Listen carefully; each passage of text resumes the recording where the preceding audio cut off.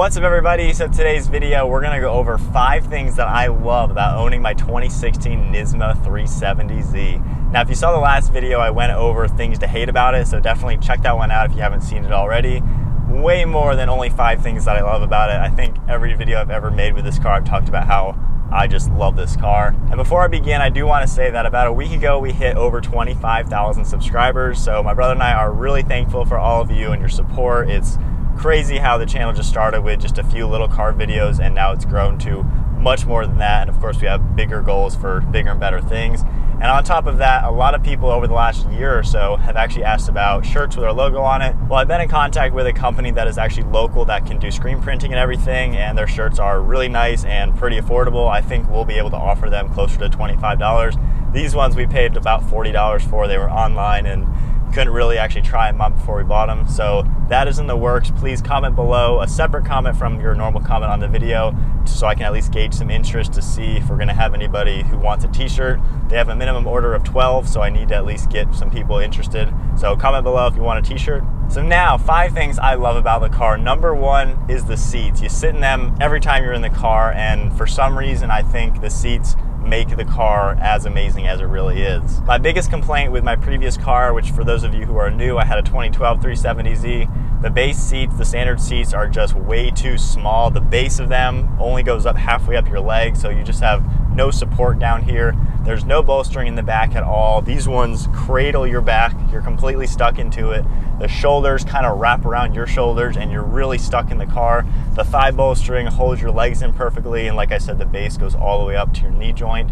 So with these seats, you wouldn't expect this, but the bucket seats, the aggressive seats, for me at least, are way more comfortable. And on top of that, since they're a performance seat, you're actually sitting into them. You're stuck to the car. When you take a hard turn, you don't move. There's no movement. With the standard seat, there's just nothing to grip on them at all, and you just slide around. So these seats, I think, just make the car so much better. The normal seats, I always felt like I was sitting on top of them and just more on top of the car. But with these ones, I'm sitting down into it, I'm lower, and it just gives the driving experience a whole new level. And to be honest, if this car did not offer these seats, I don't know if I would have actually bought the car. When I bought my 2012Z, a lot of people said I should have bought a Nismo, and when I looked at the Nismos that were not 2015s or newer, I just could not see the value because they had cloth basic seats in it, a basic interior, and it didn't seem like it was anything special. But with these seats and even the steering wheel and everything, it just feels like it is a totally step up from what the car really is.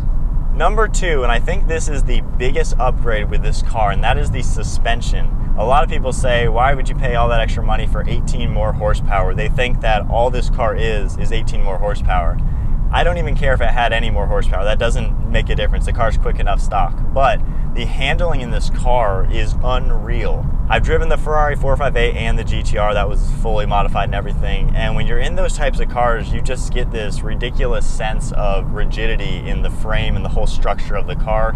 You can tell that every single bit of the car is bolted together.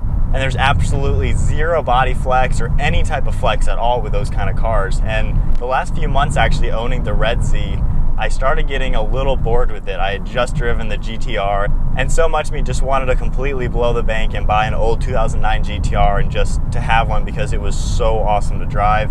And I just got a little bit bored with my current car, wanting to get something different because I had driven something that was attainable and so much more awesome. And then when this car came up, the first time I test drove it, I was completely blown away with the handling. This car feels like the supercars, like the Ferrari and the GTR. It's so rigid. Every time you take a turn, there's no body roll, there's no flex. It's just a completely planted car. And when I bought the car, the original owner was talking to me about it, and he told me, and I didn't really listen to him, but he had told me that when you look underneath the Nismo, just looking at it, you can tell it's a completely different car than the standard Z. I didn't really listen to him when he said that, but I heard it. And then a few weeks later, I looked underneath the car, looking at the structure, the framing, the bracing, everything.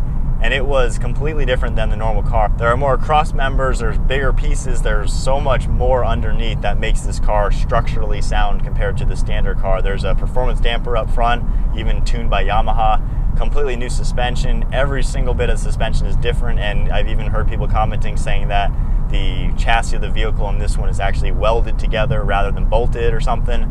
So this car is completely structurally different, and when you're on the turns, when you're just driving in a straight line even, you can tell that the car is as planted as you could ever imagine. It reminds me so much of the GTR, and that's what made, when I test drove this car, I had to buy it just because it was just as good as the GTR in handling, but it was really affordable for a pretty much brand new car. So number 3 is the looks of the car. I love the redesign for the Nismo. When this body type came out, it blew me away, and even the white one was my favorite color from the beginning, so it kind of just worked out. But the looks of it is amazing. They really did design this from the GTR. They made it look really, really aggressive. The front bumper looks like it's going to eat you. It has the red trim, which I love that subtle accent of red. The whole gray piece in the center and the black trim, and then just the way the bumper's shaped, it looks so mean. And whenever my brother and I are together, we'll switch cars and I get to see this in the rearview mirror, and it is just amazing to look at. And every time I park the car somewhere, walking away from it, I cannot walk in a straight line because I'm looking back at this. I'll even pause just to stare at it because I simply love the way it looks. The side profile is so classy looking. I like how the spoiler isn't like crazy big or anything, but it's not super tiny either. It's just got a really good look to it. The bulges in the fender flares, the bulges in the bumpers, and then the side skirts, it just gives it a crazy looking look to it.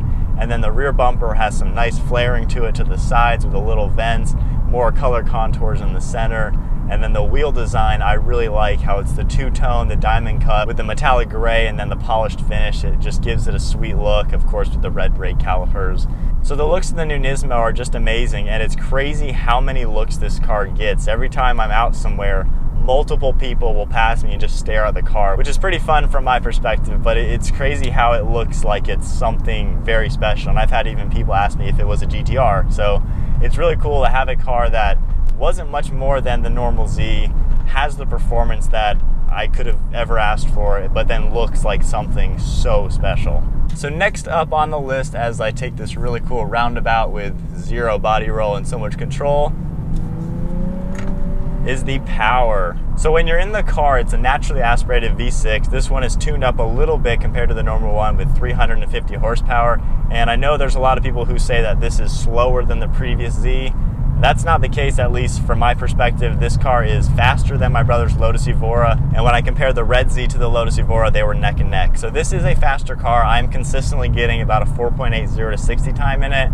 Plenty fast, and I love how fluid the power is, especially over 4,000, that's where the power is. So I'm at 3,500.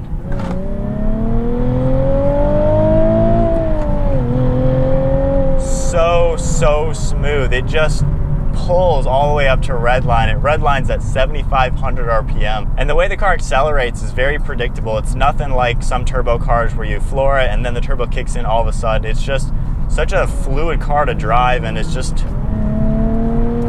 a rewarding car to drive quickly, especially when you're on the track or the mountains. And with that said, the shifter is also really, really smooth. It is a super short throw shifter. It's easy to glide into each gear. Having it in sport mode, it'll have the rev matching downshifts. It is also really nice to rev match myself. I kind of drive 50-50 with and without the sport mode, but it's easy to rev match a downshift yourself, easy to get that RPM to the right level. But the whole characteristics of the car, obviously we've already talked about kind of the seating position with the amazing seats, but having fluid power delivery from the engine, I love the way the V6 is tuned, and then the fluid shifter and clutch, it's just so easy to have a blast in this car. Now the only thing that's not too fluid is sometimes when you get up to speed, like in first and second gear, it is a little jerky. This clutch does take a lot of getting used to. It is funny when people comment who have never driven these cars and they just think that, oh, you just must be a really bad driver if you're jerky in first and second gear. But the Z owners know it's a tricky clutch to work with. It's just a little bit weird, but it makes it that much better to drive because when you nail a shift, you get that first gear change perfect, you get that launch perfect. It's so much more rewarding than an easy car to drive. And as we take this roundabout, we'll just talk one more about how flat it is in the turns, but so stable. That's ridiculous. And power. Man, it's such a good sports car. And that leads me to the last point, which is the bang for the buck. Now, a lot of people were a little shocked that I bought this car after the other one because they had said, you know, you guys always get the bang for your buck sports cars, you don't get those types of cars. But while this was still a lot more than my Red Z, the red one was 23 grand, this was 35 grand. A lot more money, but of course it is a lot newer too, so that's kind of the difference. But when you do look at the actual difference, comparing apples to apples, a 2016 Sport Package 370Z is going to be about 30 grand. This one was 35 grand. And if you watch the video when I compared this car to my old car, the 5 grand difference, if you're comparing 2016s with the same mileage, that is a bargain, I think. And just the seats, you feel like you're in a supercar with these kind of seats. The way the structure is, the way the car acts as a machine, just everything is fluid and tied together. The chassis is tied together. The engine and transmission and drivetrain is tied together. And it is just a heck of a car. Well, I think that about sums up the video of 5 things I love about my 2016 Nismo 370Z. Honestly, I love everything about the car except for the one thing if you watched the last video. But if you're looking for a sports car that every single time you drive it is a completely amazing experience, this has to be it. I mean, even if you're in traffic or just going to the bank or grocery shopping, even if you're not even doing some fun driving, it's just such a cool experience to drive this car. And if your price range is even under 30 grand, like maybe 28 grand, you can probably find one of these. Depreciation is an amazing thing for when you're buying a used car. The previous owner spent nearly $50,000 on this car when he bought it, about 9 months before when I bought it. I paid 35 grand for it with 7,000 miles, still full warranty and everything. That's a bargain for what this is. And I've seen used ones with a lot higher mileage than this, 2015 model years, for even 30 grand and some for like 28 or 29 grand. So for that kind of pricing, there's nothing better if you want something that is just purely a fun sports car to drive. If you want more practicality, you probably want to look elsewhere. But if you just want a really, really, really fun sports car that handles like a supercar, looks like something crazy, and just feels like you're in something really special, then I think the current generation Nismo 370Z is probably the best car you could find. And as we end the video, we'll just get on the highway real quick. Man. Right up to the speed limit really, really, really quickly. It's just a car you can't not have a smile on when you drive every single time I'm in the car, even if I just sit in it in the garage. It's a fantastic car. So anyways, that is the video of 5 things I love about the 2016 Nismo 370Z. Go buy one if you can find one in your price range. It's so worth the upgrade. If you're looking for a Z and you're in the higher $20,000 range, and if you want something that is really, really sports car oriented, then this is the one you should pick up. It's totally worth it, and I simply love owning it. So anyways, thank you all for watching. I hope you enjoyed the video. Don't forget to comment about the shirts. Let me know if you're interested in a t-shirt with our logo. I have some cool designs coming up in my head that can look really sweet on some nice new shirts, so let me know about that. But anyways, hope you all enjoyed the video. Give it a big thumbs up if you did. Hit that subscribe button to stay tuned for plenty more videos to come. So thank you all for watching, and we'll see you all in the next video.